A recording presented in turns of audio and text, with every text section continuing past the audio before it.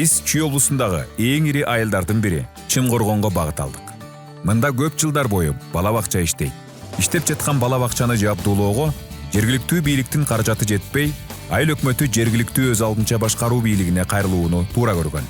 Баары жакшы, бирок кроватыбыз темир, илгерки союз учурундагы кроват деп. Ортосундагы зымдары чыгып, аны кайра ремонт кылып, үстүнө матрас салып, балдарды жаткырып койчубуз. Айыл өкмөткө кайрылып, анан айыл өкмөт швейцарский посольствого кайрылып, анан бизге жакында эле 60 балага ылайыкталып кроват келди.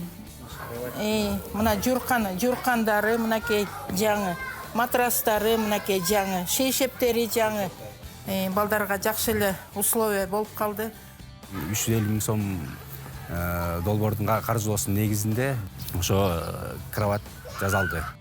Бир кроватта 2 баладан жатат. Астын тартма сыяктуу чыгарып, жаткырып, кайра жыйнап коебуз. Балдардын баскан турганына да аябай кенен болуп калды. Аябай жакшы болду. Балдарым аябай ыраазы, ата-энелерим да ыраазы. Биз ыраазыбыз биздин Чымкоргон айылынын бала бакчасына. Мен ушул жер жаккан үчүн эми чөбөрөлөрүмдү алып келсемби деп да ойлонуп атам бияка.